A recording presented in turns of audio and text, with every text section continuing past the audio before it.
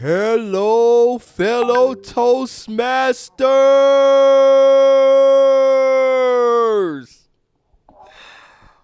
My name is Johnny Randolph, and today we are talking Toastmasters speech contest. Speech contests play a pivotal role in the education program of Toastmasters International. Therefore, it is expected that District 40 officers want to ensure that we are operating contests accurately, that our contests align with the rules and regulations defined in the rule book, that we are exercising fair and equitable practices for all. That is my reason for being here.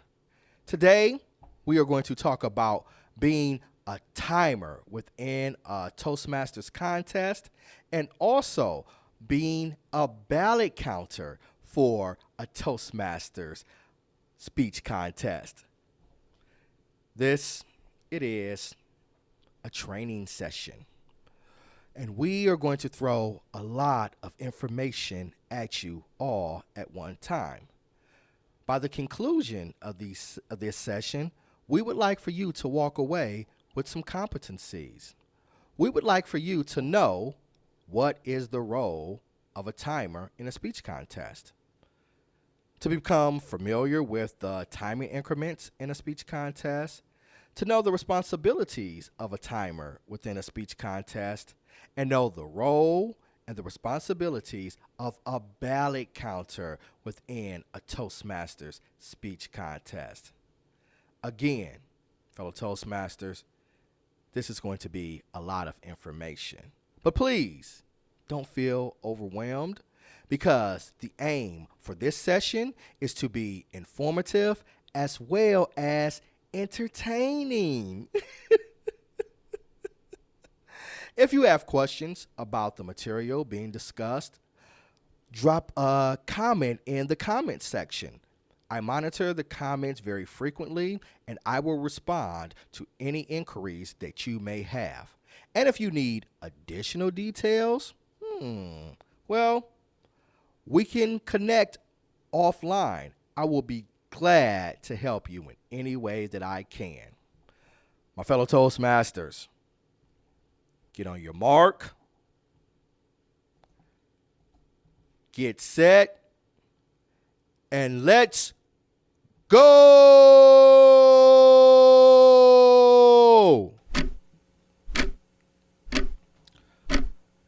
Time. It is a resource that many of us seem to never have enough of. President John F. Kennedy once said, "We must use time as a tool, not as a couch." I like that. Success in any field or any endeavor requires excellent time management skills. Toastmasters helps us to develop time management skills by helping us to be able to articulate our ideas and thoughts within specific time restrictions. This skill is definitely needed within a Toastmasters speech contest. There are 5 Toastmasters speech contests. There is the International Speech Contest. There is the Humorous Speech Contest, the Speech Evaluation Contest, the Table Topics Contest, and the Tall Tales Contest. All 5 of these contests operate independent of each other. For instance, the International Speech Contest does not impact the Table Topics Contest, nor does the Speech Evaluation Contest affect the Humorous Speech Contest. They all have their own set of rules and requirements. With that being said, there is a caveat. There are some major common interests that are consistent across all 5 contests. All of the contests have timing requirements. 3 out of the 5 timing requirements are different. As a matter of fact, the only timing requirements for contests that are the same are the humorous speech contest and the international speech contest. The timing allotment for those contests are 5 to 7 minutes. The timing allotment for the speech evaluation contest is 2 to 3 minutes. The timing allotment for the table topics contest is 1 to 2 minutes, and the timing requirement for the tall tales contest is 3 to 5 minutes. All contests share in common that if one of the contestants violates the timing requirements, that contestant will be disqualified. There are 2 timers in a Toastmasters speech contest. It is a little different from our normal club experience. Prior to the contest, all the timers must attend a briefing that is conducted by the chief judge. A briefing is simply a summary and explanation of the rules, the requirements, and the standards of the contest for that specific role. The timer, when they attend the contest, they will receive some information. The chief judge will disclose to the timer and provide them with the timing sheets. The timing sheets are a group of timing sheets that the timers will use to write down the names of the contestant and the testing results. Also, during the contest, the chief judge will ensure that the timers have a timing device to record the times. The chief judge can provide the timers with the timing device, or the timers can use their own timing device to record times. Usually, the timers will use the cell phone, but I've seen people use a stopwatch and various other types of mechanisms. During the briefing, the chief judge will ensure that the timers know which contest they are judging. I know that this sounds rudimentary, but it can pose a problem. I once attended a speech evaluation contest where the timer was using the table topics timing requirements. Remember, the speech evaluation contest is 2 to 3 minutes. Table topics is 1 to 2 minutes. You can imagine this didn't go off very well. And during the briefing, the chief judge will want to assign a primary timer and a backup timer. Again, there are 2 timers during a speech contest. The first timer is the one that will be responsible for displaying the timing signals. The second timer serves as a backup in case something goes wrong, which is understandable. But for my backup timer, don't get too comfortable. You still have to time contestants in the same manner as the primary timer. Because if something does mess up, you are going to step in. And also, the backup timer is the timer responsible for writing down the timing results on the timing sheet and sending that off to the chief judge. Fellow Toastmasters, we've talked about a lot in a fairly short period of time. We've discussed the timing sheets. We've talked about the timing devices, also making sure times are accurate. We've talked about how long each of the respective contests lasts and which timer is going to display the timing signals. You may be inquiring, what are timing signals? When am I supposed to submit them? That is a great question, and I am going to answer them in the succeeding sections. As we've discussed, Toastmasters have timing allotments for each contest. And those timing allotments have benchmarks where they need to display one of the timing signals. For the purpose of this session going forward, we are going to refer to the timing increments for the International Speech Contest and the Humorous Speech Contest. And the reason being, those are the two contests that are being held during the 2022-2023 term.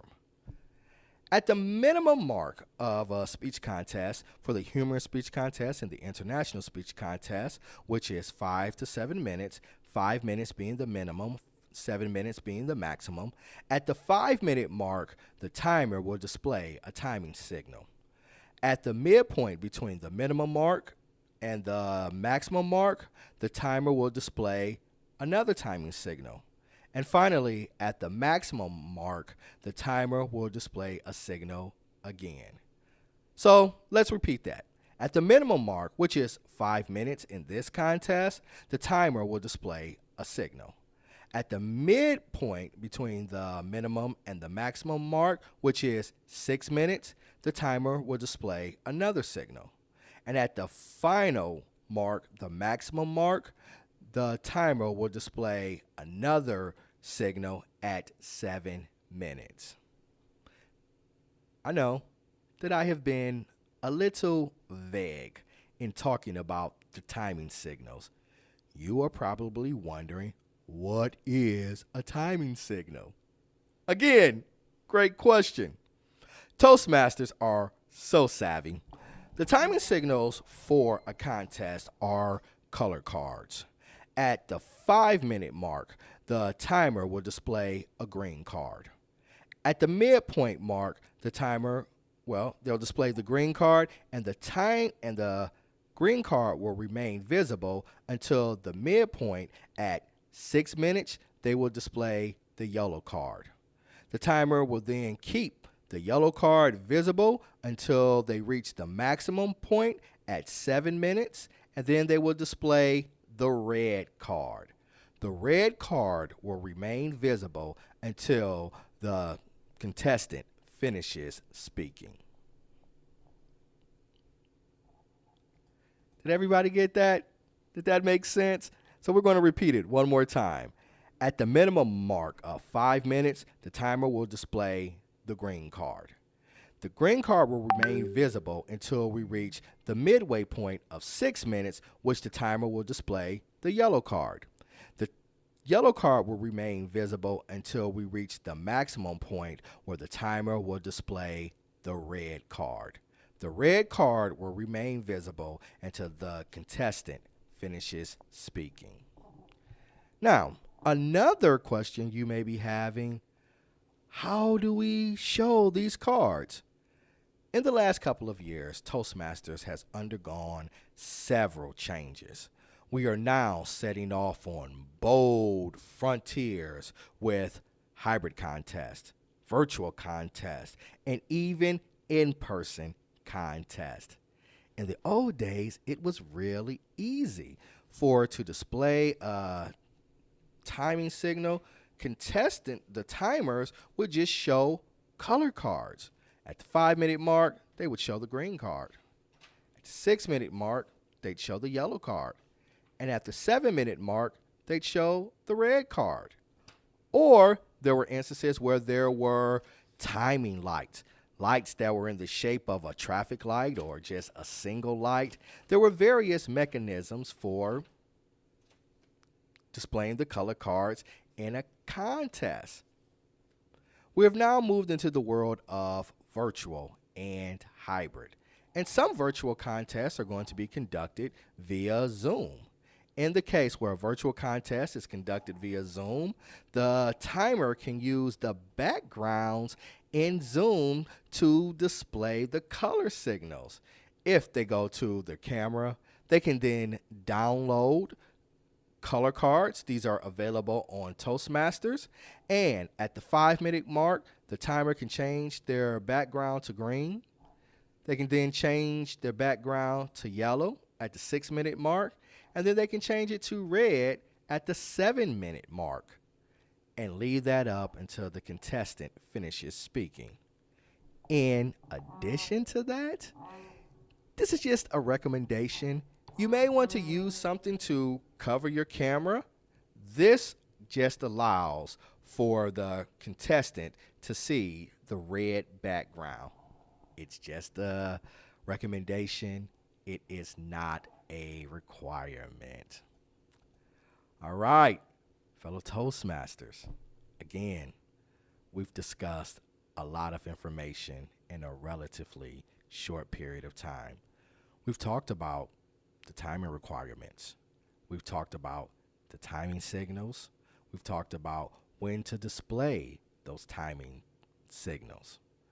The next question that I want to provide, the next answer that I want to provide you with is, when do you start timing a contestant? That is a wonderful question and very important. During the contest master excuse me, will announce the name of the contestant, their first and their last name, and then say the contestant's speech title. They will say the contestant's speech title, then say the contestant's first and last name. For example, Johnny Randolph, Higher Pursuits, Johnny Randolph. When they finish announcing the contestant's name, the contestant will come to the front of the room. At this point, you will not start timing that contestant until the contestant makes their first verbal or non-verbal gesture. If the contestant comes to the front of the room and they just remain silent and don't move,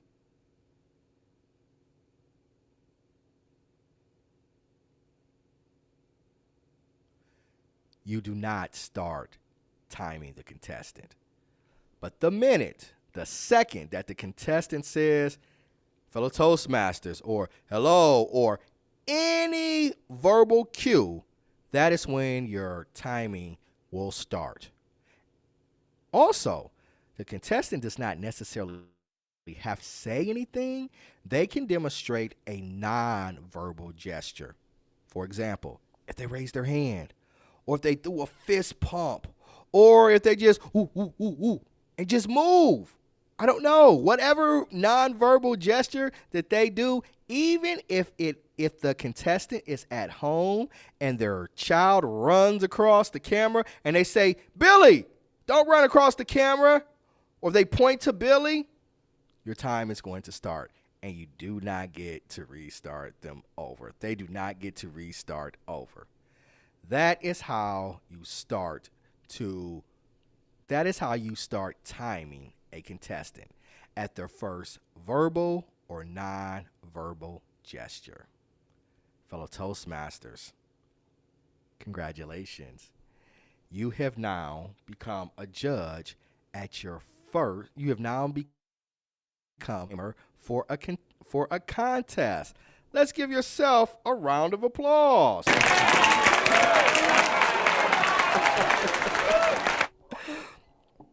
For our next section, we are going to explore the responsibilities of being a ballot counter. A ballot counter, in short, a ballot counter is responsible for counting the judges' ballots and collecting the ballots. At the end of a contest, the contest master will ask for a 2-minute moment of silence. And during this period, the judges will complete their judges' ballots forms. When the judges have completed their ballot forms, the ballot counters collect all of the ballots. The ballot counters with the chief judge will then exit the room to count the ballots to determine who is the winner of the contest. We're going to take a closer look at the ballots for a contest. let's go over here. We can see on our screen here is a copy of a ballot for a contest. And you can see that there is a first place option, second place option, and a third place option.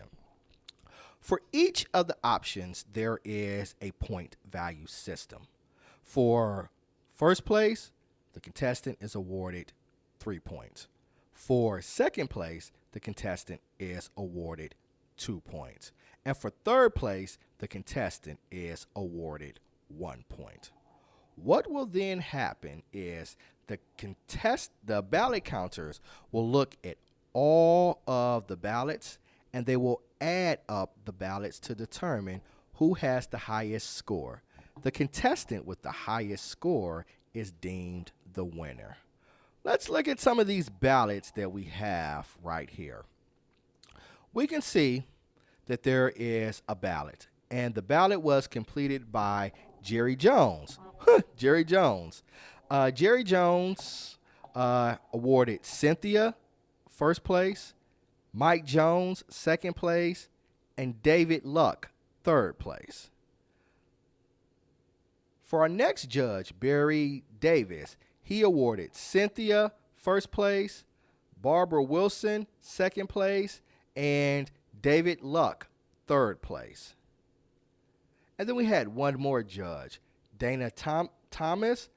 They awarded Mike Jones first place, Cynthia Power second place, and Barbara Wilson third place. With the ballot counters, you would take the ballot sheet over to the far left. You see, these are the names of the judges. At the top right here, these are the names of the contestants. For each contestant, they will receive points. 3 points, 2 points, 1 point. When all of the contestants are added together, that will determine who is the winner. All the ballot counters will check each other's work. There will be 2 to 3 ballot counters. The ballot counters will ensure that they receive the same scores. The chief judge will ensure that they receive the same scores as well. When the first place, second place, and third place winners are identified, the chief judge will then present the final results to the contest master or the contest chair for the winner of the contest. Wow. Fellow Toastmasters, we did it. We talked about the responsibilities and the roles of the ballot counters and the timers. I hope that you had a good time with us. This was a lot of fun for me. Again, if you have any questions about the material that we've discussed here, put some comments in the chat. Again, I monitor the chat quite frequently, and I will respond in the chat. And if you have additional questions outside of my response, we can meet together to discuss those questions. Fellow Toastmasters, as I always tell all of my clubs, remember to be your best, be inspired, be great. Thank you for coming out. We look forward to speaking to you again. Have a great day.